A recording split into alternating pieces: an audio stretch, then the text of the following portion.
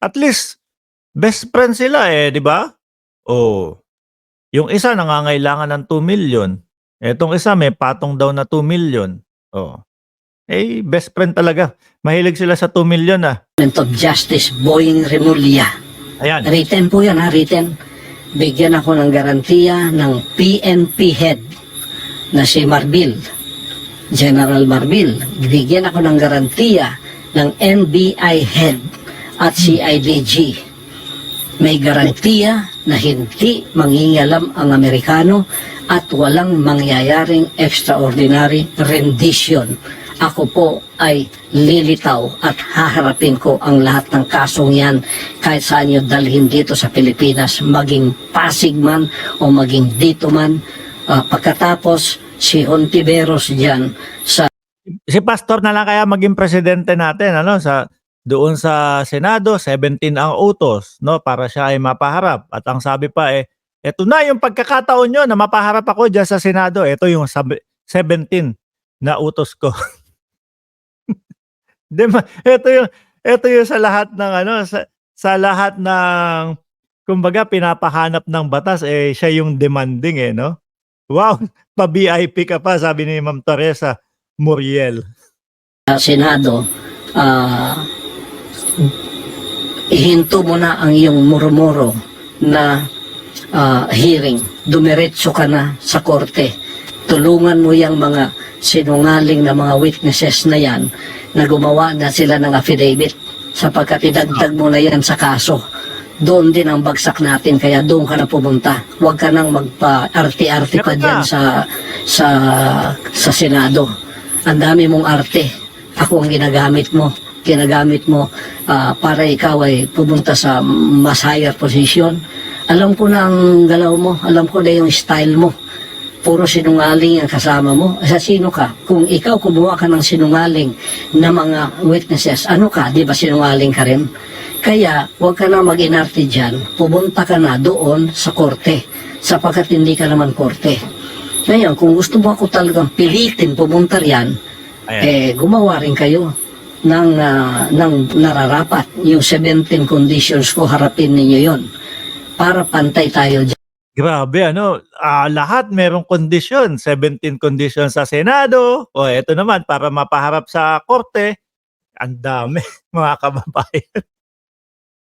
Siguro, iniisip ko, siguro pag pumalya lang ng isa, yung ating mga otoridad, o pumalya man ng isa ang Senado doon sa 17 na yon, ay wala, void na yan, hindi na ako pupunta. Pero paano kaya, ano? Sabihin na, o sige, okay na lahat. Lilitaw pa din po kaya siya? Pupunta pa din po kaya dyan? Pupunta pa din kaya siya, mga kababayan? Ako sa tingin ko, hindi pa din po. No? Dyan, sa Senado mo. Malabo nang mangyari yun kasi muro-muro na lahat ang ginagawa ninyo. Extraordinary rendition pa rin ang bagsak natin. Bagsak pa rin yan, nasa kamay ako ng mga puti. Yun pa rin ang endgame. Hindi ko alam kung ang $2 million ay nasa kamay na ng mga taong itong atat na ako'y kanilang madampot, makuha at sila ang makikinabang sa perang ito. Kung sakali, no, na mapatunayan na may pagsasala si Maharlika, may pagkakasala si Maharlika kay Abel Bacudio, mga kababayan, at nakapagbayad ng 2 milyon, baka siguro isipin ng taong bayan, aba, nakapagbayad ng 2 milyong danyo si Maharlika. Saan kaya kumuha? Tapos biglang nahuli naman si Pastor Kibuloy. Ay naku, alam na. Gago! Alam na. Yan naman po, kumbaga, ano lang natin yan, no? Nakikita lang natin in future, no? Na posible. At hindi naman imposible, di ba, mga kababayan? Hindi ko alam. Pero yun ang endgame na alam kong mangyayari. Kaya umiiwas ako sa injustice na yan. Kung hindi po ninyo magbibigay sa akin in a written form ang mga kondisyones na ito mula sa Office of the President, mula sa Office of the SOJ, mula sa Office of the PNP, and the NBI, and the CIDG, hindi po niyo makikita ang pagmumukha ko. Tama na, si Pastor Kibuloy! magpe-presidente na to. Oh, kung hindi susulat ang presidente, hindi susulat ang vice president, ang senators, ay nako, presidente ka na po, sir. Ako, imamanhunt ninyo tulad ng sinasabi ninyo na para bang ako'y talagang kriminal. Hindi naman ako drug lord. Hindi ako sumisingkot ng drugs. Oh. Hindi ako drug lord.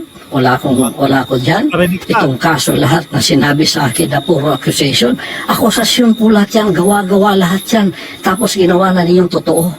You tried me by publicity. Trial by publicity ang style ninyo kasi wala kayong laban sa korte. Hindi kayo patas ng kilaban. Ito naman bayaran. Bakit nasa korte ngayon? 'Di ba? Ikaw na mismo nagsabi, meron sa Davao naging dalawa. Yung isa sabi mo naging dalawa, isa sa Davao at isa sa Pasig, nasa korte. Media, pagkakasinwalingan, pagkakasiraan, nandoon kayong lahat. Pero yung rally namin, kahit isa, wala kayong kinover. Konti kasi daw tao, pastor. Ano?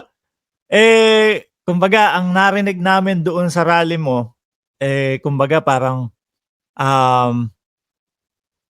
pag-aanalisa ko doon, gusto nyong pabagsakin ng presidente. Pero doon sa bilang ninyo, kahit yung barangay tanod doon sa kanto namin, hindi nyo mapapabagsak dahil sa bilang ninyo . Kakaunti, pastor. Ano? Kakaunti. Pagka mabuti, wala kayong kinocover. Lahat ng binabalita niyo sa akin, puro masama. Tsaka ito ang akala ko, di ba, sabi nyo, malakas ang SMNI. Dapat SMNI pa lang, solved na kayo. Bakit kailangan pa ng mga ibang nung ibang mga mainstream media, mga kababayan? At isa pa, mga boss. Ito pa. Etong kay pastor, kumbaga lagi akong tumitingin sa SMNI. Lagi akong tumitingin sa DZAR, no? Meron ng mga pagpapatawag, merong mga warrant of arrest na hindi nila naibalita or siguro lumagpas lang siguro sa mata ko. Hindi lang po nadaanan ng mata ko. Pasensya na po kung gano'n. Pero wala po akong nakitang balita, mga kababayan. Paumanhin po kung talagang lumagpas sa aking mata, mga bossing. Kaisi, masasama din kayo, bayaran kayo ang tawag ko. Sorry media, kasi may media rin kami, ang SMNI. Hindi nyo mabili yan . Ngayon, inugurgur ninyo dahil hindi nyo mabili. Ngayon, maliban kung bigyan ninyo ako ng garantiya na hindi mangingialam ang mga puti, FBI, CIA o sino pa man sa kanila. Harapin ko ang kasong yan. Simple po mga kasong yan, lalo na Siguro no, talagang ang proseso ay kumbaga hindi naman po pwedeng na ito sabihin niyo kung mali ako, mga kababayan. Hindi naman po pwedeng na hawak na namin si Pastor Kibuloy dahil merong kaso diyan, no? Kailangan din niyang harapin. Hindi naman siguro itatago ng ating gobyerno 'yon. Kaya talagang nakikita ko connect na imposibleng mangyari yung sinasabi niya na pag kaso lang dito si Kibuloy, wala na kaming pakialam diyan. No? Kasi magkaibigang bansa po 'yan, mga kababayan. 'Di ba? Ganyan po ang respetohan ng dalawang bansa. Yang yang isa sa tao mo diyan sa Pilipinas, may ginawang kalokohan dito sa amin Ganito, paano ba gawin natin para mapanagot dito kung sakali o para maharap niya yung kaso dito? Makikipag-ugnayan ang ating gobyerno. Hindi naman po pwedeng, hindi, tao ko to. Sorry, hindi pwede. No? Yun ang medyo may pagkabayas. Di ba? puro mga sinungaling ang kaharap namin. Dokumento po ang nasa aming mga kamay. Bakit hindi ko haharapin?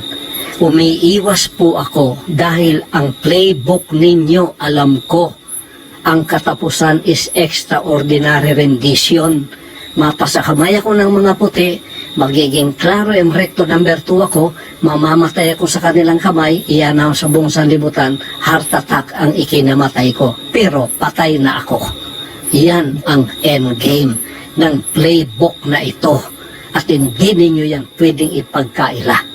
Maliban kung ibigay ninyo sa akin ang garantiyang aking hinahanap, hindi po niyo ako makikita. Sige, i-manhunt ninyo ako. Ako'y tatayo na hindi magpapasakop sa injustice. Ako'y hindi magpapasakop sa tyrannical rule. Ako'y hindi Meron silang dokumento daw po, mga kababayan. Eh, nung isang araw, may linabas ding dokumento si Maharlika, no? Na halos ikaiyak niya na doon sa kanyang vlog kasi isang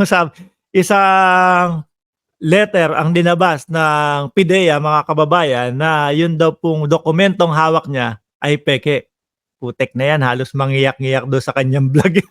Nagwawala doon. magpapasakop sa oppression and suppression of my rights. Pagka ako'y binaril ninyo, papatayin ninyo, mabuti pang ako ay mamatay sa kamay ng mga Pilipino, Aba, dito sa aking bansa, tutulo ang aking dugo, kaysa ako ay mamatay sa kamay ng mga puti na nasa ibayong dagat, nasa kanilang bansa o sa ibang bansa ako dadalhin. Hindi po ako papayag sa ganun. Kung imamanhunt ninyo ako, kayo mga CIDG, kayo mga NBI, kayo mga kapulisan, yan ang senaryong haharapin ninyo. Magiging martir akong tulad ni Rizal. Magiging martir akong tulad ni Bonifacio. aba, ibang klase na, ah. Jose Rizal na. Bonifacio na. Pet Malo si Pastor. Ano? Bayani pala ang aura na gusto, mga kababayan. Grabe, ha? Pero tatayo ako sa aking kinatatayuan. Kung kayo, mga oppressor ko ngayon, ay hindi na mga banyaga, ginagamit kayo ng mga banyaga, nagkasabwatan kayo para sa aking harapan, banyaga pa rin kayo. Tatayo ako laban sa inyong oppression, sa inyong suppression of my constitutional rights, Tatayo, tatago. at tatayo ako laban sa injustice ng gobyernong ito. Nako. Mabuti pa, uulitin ko, mamatay ako, tutulo ang dugo ko sa sarili kong bansa na nakatayo ako sa sarili kong paa na hindi ko ipinagbili ang honor ko at ang honor ng aking pagtayo bilang isang tunay na pastor, bilang isang tunay na mamamayan na hindi nagpapasakop sa panlilinlang, panggigipit, pangingikil at sa pagsisinungaling. Ako po ay lalaban sa mga kasinungalingan na ganyan. Ako Grabe, ano, ang galing, no? Kasi simula patungkol doon sa kaso. Ngayon parang ano na, parang gobyerno na talaga ang kalaban, ano, mga kababayan. Don Kengs, isa kang alamat, pastor. Wala na akong masabi, ang dami mong dahilan. po, pag nahuli ninyo, hindi ako magpapahuli ng buhay. Barilin na lang ninyo ako. Aba, Kung ako'y huhulihin ninyo, hindi ninyo ko mahuhuli ng buhay maliban kung ibigay ninyo ang garantiyang hinihiling ko sa inyo. Sasabihin ko muli, simple mga kasong ito. Kahit sa Amerika, simple mga kaso kasi puro litaw na, pastor. Simple lang pala. kasinungalingan. Haharapin namin lahat. Basta dito sa Pilipinas, huwag lang mangingialam ang bansang puti. Yung mga puting yan, huwag lang mangingialam sapagkat nagkasabuatan. Paano kaya ipapaliwanag ng mga supporter ni pastor ito, no? No, kagaya na lang po. Ayan, kung i-analyze nyo lang po, syempre, yung mga bansa na yan, may respetuhan po sa isa't isa, mga kababayan. Merong mga, kumbaga, napagkasunduan po yan, mga kababayan. Na kumbaga, pag yan, nahuli nyo na, nasa kamay nyo na, ay dapat papanagutin nyo din dito or ipadala nyo din dito sa amin. No? Bilang respeto sa isa't isa at bilang, kumbaga, patas para doon sa mga nagsasabing sila ay nabiktima ni pastor. Paano kaya nila sasabihin, ganun daw, NBI, FBI, wag daw nyong hayaang makialam yung FBI, ganyan, ganon. Paano kaya nila ipapaliwanag yun, mga kababayan? Ang rehimeng Marcos at ang mga puting yan na naririto na hawak na ang liig ng ating bansa. Yan po ang endgame nila at ito rin ang endgame ko. Kung ang endgame nila, bawian ako ng buhay sa kanilang kamay, hindi ako papayag. Kung ang endgame nila ganon, hindi ako papayag. Ang endgame ko, mamamatay ako sa kamay ng mga Pilipino, okay sa akin yon. Basta Oh. nakatayo ako sa aking sariling prinsipyo, values, hindi ko pinagbili. Bansang kaharian. Tandaan po ninyo. Umiiyak na ba si Pastor sa background? Parang umiiyak na, naririnig ko ah. Ako'y mamamatay with honor. Tatayo ako para sa mga hinipit, Umiiyak na. kinunan ng katarungan, kinunan ng hustisya Umiiyak na. sa bansang ito. Dito tutulo ang aking dugo. Dito ako mamamatay. Bahala na, basta Pilipino ang papatay sa akin, okay sa akin yun. Yun lang man po. Pagpalain tayong lahat ng ating dakilang Ama at naway manumbalik ang kapayapaan, ang katarungan, justisya sa bansang ito. Salamat po. Ay, nako. Manatiling nakaantabay sa pinakahuling kaganapan dito lamang sa SMNI News. Okay. Yon mga kababayan. Narinig nyo naman po, talagang hindi susuko at hindi magpapahuli ng buhay. Hanggang sa huli, naiyak na lang po si Pastor Kibuloy, mga kababayan. So, syempre, kung paano po natin inumpisahan itong live stream na ganon, kung paano natin inumpisahan itong live stream na wala ng cheche boreche, ganon din po tayo matatapos, mga kababayan. Pero ang hiling ko lang po sa inyo, 1,427 viewers, huwag nyo pong kalimutan na i-like itong live stream natin. At dun sa mga bago at laging talagang nakaantabay sa mga balitang mga ganito, no? Fresh na fresh, huwag nyo pong kalimutan na i-subscribe ang ating channel. Muli po, yung like nyo ha, mga kababayan. Ako'y magpapaalam na. Maraming salamat and God bless po sa ating lahat.